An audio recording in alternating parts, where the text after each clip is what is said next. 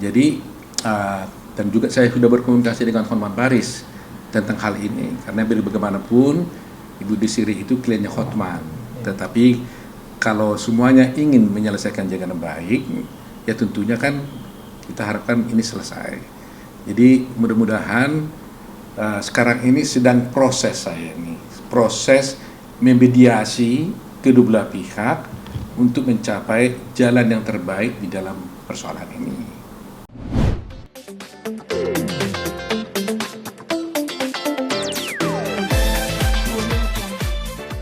Memang saya mendapat laporan dari sekretariat bahwa rekan Partahi dan rekan Warakarta ya datang menyampaikan pengaduan ya terhadap adanya pelanggaran kode etik ya dari HPH. Tapi itu pengaduan itu ditujukan kepada saya, tidak ditujukan kepada Dewan Kehormatan. Ya suratnya begitu. Jadi seharusnya menurut, ya, tapi hak dia juga, dia mengajukan pengaduan itu kepada saya sebagai Ketua Umum Pradi ya. Jadi saya tentunya nanti akan mempertimbangkan apakah ini akan saya periksa, saya serahkan kepada Dewan Kehormatan, apakah juga akan saya serahkan kepada Komisi Pengawas Advokat ya. Tapi tentunya setelah kami pelajari dulu, karena kami kan sebagai ketua Pradi kan terus harus mempelajari apakah ini layak diteruskan atau tidak, kan begitu. Itu yang kami tahu mengenai laporan itu. Perkembangannya mungkin seperti apa Pak? Yang Bapak lihat atau surat tuntutan itu sudah Bapak pelajari kah? Lalu apa yang Bapak petik gitu dari surat tuntutan itu? Memang adakah dugaan bahwa HPH itu melanggar kode etik? Kalau mengenai materinya mungkin saya tidak bisa ungkapkannya ya, karena itu harus kita periksa dulu ya. Kalau itu nanti konteksnya bagian dari Dewan Kehormatan kode etik, tentunya saya serahkan kepada Dewan Kehormatan ya. Jadi saya tidak posisi yang tepat kalau membahas isi daripada laporan itu. Jadi saya hanya bisa ungkapkan bahwa ada pengaduan gitu. Apalagi memberikan penilaian, ya kan? Penilaian apakah pelanggar kode etik atau tidak itu kan harus diperiksa dulu. Ya. Nah, jadi bagi saya sebenarnya ini hal yang harus saya sesalkan ya. Kenapa harus terjadi perkara perceraian berujung pada Dewan Kehormatan? Ini yang Ini yang saya betul-betul sangat sesalkan, baik saya sebagai pribadi, baik sebagai Ketua Umum Pradi, sangat menyesalkan terjadinya perselisihan dan akibat daripada perselisihan. Ya, karena apa? Persoalan ini kan sebenarnya kan intinya kan hanya mengenai perkara perceraian. Tentu diikuti dengan adanya tuntutan-tuntutan gonong gini dan sebagainya. Tetapi kita lihat perkara ini sekarang sudah seakan-akan bukan lagi perkara perceraian, sudah beranak pinak ini semua perkara ini. Nah ini kan juga jangan sampai terjadi penelantaran kepada si klien kan gitu. Jadi itu harus diingat itu ya, klien itu tidak boleh ditelantarkan karena kepentingan pribadi dari advokatnya sendiri. Itu poin yang pertama. Nah, oleh karena itu mestinya harus dihindari adanya perseteruan pribadi, jangan dibawa kepada ranah ini. Apalagi ini kan soal masalah keluarga yang harus kita tutupi ya. Tetapi ya apapun sudah terjadi, kita mau apa? Kita harus mencari jalan keluar yang terbaik lah gitu ya. Bahkan saya sendiri memang saya harus sampaikan kepada kalian, saya ingin perkara ini redup, bisa happy ending, landing softly, ya, karena ada keberuntungan, ada kesenangan buat saya sekarang ini karena bukan kesenangan ya, ada harapan lah ya bagi saya karena Desiree juga datang kembali ke saya mengadukan masalah ini. Demikian juga saya sudah bertemu dengan Desiree. saya sudah bertemu dengan Pak Hotma, di mana saya berupaya mencari jalan keluar, memediasi antara kedua belah pihak. Dan pada prinsipnya Ibu Desire juga bersedia untuk dimediasi, dan Pak Hotma juga bersedia dengan senang hati untuk dimediasi, ya. Jadi dan juga saya sudah berkomunikasi dengan Hotman Paris tentang hal ini, karena bagaimanapun Ibu Desire itu kliennya Hotman. Tetapi kalau semuanya ingin menyelesaikan dengan baik, ya tentunya kan kita harapkan ini selesai. Jadi mudah-mudahan sekarang ini sedang proses saya ini, proses memediasi kedua belah pihak untuk mencapai jalan yang terbaik di dalam persoalan ini. Ya, itu yang terdapat. Jadi itu kewajiban saya gitu ya. Dan saya beruntung ternyata mereka juga bersedia kok sebenarnya. Jadi semuanya baik-baik aja sebenarnya. Cuma kita harus cari waktu yang tepat ya. Tetapi saya tidak bisa memastikan apakah akhirnya ini bisa berhasil, tidak ya. Tetapi dengan itikat baik dari Pak Hotma, dari Ibu Desire, dari Hotman Paris, saya kira nggak mungkin lah. Masa perang Irak terus aja pun bisa selesai, masa ini nggak bisa selesaikan? Ya itu. Bang, berarti dikesampingkan dulu personal ya Bang, antara Bang Hotman dengan Bang Hotman sendiri. Dikesampingkan dulu, berarti di sini Abang betul-betul memediasi bahwa tanpa meninggalkan Bang Hotman, Abang memediasi untuk rumah tangga ini sendiri. Iya, saya tidak akan mau menjadi pengacara dari siapapun. Saya tidak akan menjadi pengacaranya Desire, ya. Itu tegas saya sampaikan. Tapi saya mediator lah istilahnya kan. Di pengadilan pun nanti kan kalau sampai di pengadilan kan ini kan dimediasi. Nah, siapa tahu ini bisa dimediasi. Tentunya kalau saya memediasi kan harus persetujuan dari mereka. Secara verbal Pak Hotman mengatakan setuju kalau saya menjadi mediatornya. Demikian juga Desire juga secara verbal sudah menyatakan setuju atau tidak. Nah, nanti kita akan rumuskan dulu ya kira-kira bagaimana aturan main mediasi ini.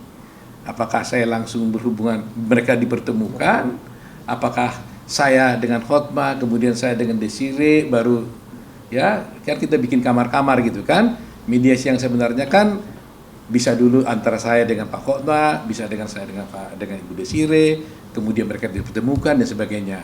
Nah, ini tentunya tidak menurut saya mungkin bisa gitu ya. Walaupun sekarang ini masih mereka biasalah negosiasikan, yang satu ada syarat, yang satu ada syarat. Nah, saya harus mencoba menyelesaikan bagaimana syarat-syarat ini bisa dipenuhi atau bisa tidak perlu dilakukan syarat-syarat ini. Nah, ini upaya ya. Jadi ya kita harus berdoa dengan baik karena ini nggak bisa kekuasaan sendiri kan. Saya sudah sampaikan Pak Hotma bahwa tidak baik kalau ini diteruskan. Saya katakan kalau ini terus berperkara, ini jadi arang dan jadi abu, ya kan? Padahal perkaranya kan hanya sederhana, perceraian, tinggal bagi harta, selesai. Tapi kenapa ini kok jadi panjang gitu? Kan sebagai advokat juga kan kita rasanya kan aduh, kenapa ya sebagai profesi kan kurang bagus gitu loh, ya. Tapi saya anggap ini ada, menurut saya ya mungkin ini khilaf aja lah. Kita tidak usah memperbanyak panjang ya. Masyarakat juga mungkin juga nggak usah terpengaruh terlalu jauh. Saya meyakini baik tanpa saya maupun dengan melalui saya persoalan ini bisa mereka selesaikan dengan baik. Ya. Di tangan Abang bisa dengan baik. Iya. Tapi, sebelumnya saya mau tanya gini Bang, mudah-mudahan selesai Bang ya. Ya. Saya harap tidak lagi ada polemik drama Ya. ketok pintu atau apa ya Bang. Jadi yang aku mau tanya adalah etik untuk seorang advokat sendiri ini Bang, memperbolehkan sih Bang membuka. Nah, kalau Anda bertanya secara umum ya, saya bicara secara umum, tidak mengenai kasusnya Hotma dan Hotman. Anda tanyakan bagaimana kode etik ya, secara umum, tidak ada kaitannya. Kalau secara umum memang ada aturan mengatakan bahwa advokat itu harus menghargai satu sama lain. Ya, harus menghormati. Bukan hanya advokat saja, antara advokat dengan penegak hukum yang lain pun harus saling menghormati. Itu prinsip pertama gitu ya. Kedua, advokat itu dalam menangani perkara wajib untuk mendahulukan perdamaian di antara para pihak. Wajib mendahulukan itu. Dan itu mandatori sifatnya. Bahkan sekarang pun pengadilan pun menerapkan itu. Kalau dulu sebelum ada undang-undang peraturan Mahkamah Agung tentang mediasi, itu hakim yang biasanya mendamaikan. Nah, sekarang di pengadilan kalau ada perkara masuk, maka akan ditunjuk mediator. Mediator itu bisa hakim, bisa juga orang lain yang ditunjuk para pihak. Artinya itu mandatori. Jadi seorang advokat wajib mendamaikannya. Nah, itu undang-undangnya, ya kan? Apa kode etiknya? Saya nggak tahu apa yang dilaporkan. Makanya saya bilang, saya tidak mau berbicara tentang kasusnya Hotma dan Hotman. Tapi secara umum kalau Anda tanya, begitulah aturan mainnya. Gitu. Nah, kedua lagi, kalau kita melaporkan seseorang, menduga ada seseorang melakukan pelanggaran kode etik, maka itu tidak boleh diumumkan ke publik. Kalau saya mengatakan, oh saudara Badu itu melanggar kode etik, saya umumkan di koran, itu justru pelanggaran kode etik. Ya, itu harus dilaporkan ke Dewan Kehormatan. Ya, jadi memang harus hati-hati di dalam ini. Kebetulan kode etik ini saya drafternya bersama teman-teman dulu membuat itu dulu. Pada tahun 2002 kita buat ini. Jadi kita paham betul apa yang harus, mana yang bisa, mana yang tidak gitu. Makanya saya juga hati-hati tadi mengatakan kalau mengomentari tentang pengaduan itu saya tidak bersedia, ya. Tetapi dengan itikat baik, ya, dengan itikat baik saya ingin sampaikan kepada publik, ya, supaya tidak media juga tentunya, ya, kepada media juga agar ikut membantu proses ini, ya kan. Jangan kita panaskan suasana, kita bantu agar mereka selesai, ya kan. Persoalan ini supaya ya kita harus mengedukasi juga masyarakat kan. Nanti setelah selesai ini nanti saya akan ada sesuatu hal yang saya ingin sampaikan kepada publik tentang bagaimana sebenarnya prinsip-prinsip hukum mengenai soal harta bersama dan sebagainya, karena selama ini saya melihat ada sesuatu hal yang akhirnya publik terprovokasi, suami istri terprovokasi sehingga kekacauan terjadi di masyarakat. Tapi saya nggak mau sampaikan sekarang. Mudah-mudahan kita doakan antara Pak Hotma dengan Ibu Desi bisa rukun kembali. Kalau nggak bisa rukun kembali, bisa menyelesaikan persoalannya dengan baik. Ya, saya sudah pernah bertemu dengan anaknya Desi. Ya, saya sudah bertemu dengan dengan Ibu Desi, dengan Bam juga saya bertemu, dan dengan Pak Hotma saya sudah bertemu. Ya. Dari pertemuan saya itu saya melihat dua-duanya sebenarnya punya etikat yang baik kok. Nggak ada etikat yang jahat, nggak, ya. Cuma mungkin namanya orang rumah tangga bertengkar, ya biasa, ya kan. Nah cuma ini mungkin ada sedikit ibarat main bola itu agak lewat garis sedikit ya, offside sedikit gitu ya. Nah saya punya kewajiban tugas untuk bisa mengembalikan itu pada permainan semula gitu loh, ya. Jadi itu yang bisa saya sampaikan pada kalian. Mungkin tambahan Pak terkait secara umum jika seorang advokat melanggar kode etik, biasanya sanksi apa sih Pak yang bisa dijatuhkan Pak? Kalau pelanggar kode etik itu kalau terbukti, pertama dia bisa dilakukan teguran, ya kan? Kemudian setelah kalau nggak diteguran bisa diskorsing untuk sekian lama, 1 tahun atau 2 tahun. Setelah itu kalau yang paling berat itu dia bisa diberhentikan dengan tidak hormat, dipecat namanya. Kalau udah dipecat ya finish, sudah nggak boleh jadi beracara. Jadi memang tidak mudah-mudah.